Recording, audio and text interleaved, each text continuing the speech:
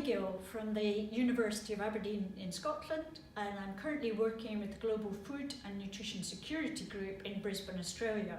And I want to talk to you about impact. Impact is one short word, but it's an important word for researchers. And what I want to look at is, do we know what the word means? And as researchers, do we know what our donors are looking for? A lot of interest these days from donors in terms of impact. Do we understand what it is that they're looking for? So, my first recourse when I'm looking for what a word means is to go to the internet, type in the word into a search engine, and you come up with two alternative definitions here. Now the first one is not the one we're looking for, but it does show what some people will think about when you actually use that word impact. The second one, this concept of effect, influence, impression or footprint of our research, is the one that we're more interested in and the one that I want to explain further today. I want to use two examples using this framework, and the framework is a two-part framework that has come from these two references down here. And this reference of sphere of control, sphere of influence and sphere of interest comes from some Canadian work, and it really helps to highlight the extent to which researchers should be held accountable for the research outputs that they produce, and not expecting too much in terms of the accountability of research for leading to global impacts. So let me show that by two examples.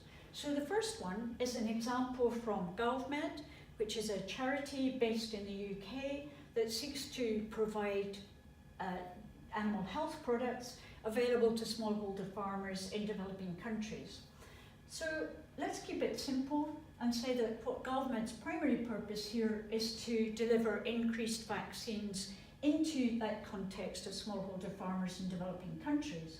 And they're doing that because they want to have healthier animals in the anticipation that those healthier animals will lead to increased net income for the farmers. Intermediate impacts then, which go beyond the responsibility of GovMed, would be to lead to improved livelihoods and thence a contribution to the Sustainable Development Goals. And the second example comes from here at CSIRO in Brisbane, where the group are looking at the development of spatial maps. And one of the uses of those spatial maps is to have a better understanding of the context in which outputs like those increased vaccines might be employed in developing countries. That in turn leads to more targeted research, and through that more targeted research, an example of that is having increased vaccines that are particularly tailored for the context of, here in this case, smallholder farmers in developing countries. And so that research shows how there should be a greater probability that those increased vaccines will indeed lead to healthier animals and in turn to increased net income. So, turning to these different spheres, what this is saying then is that the increased vaccines in this case, or the spatial maps being provided by CSIRO, are under the control of the researchers. But it's not enough these days just to stop at responsibility for those outputs. They've also got to make sure that the vaccines or the maps are actually targeted at the users that they're seeking to have an influence over. So there needs to be, as in this case, an increased understanding of the context in order to make sure that there is a flow through to the influence.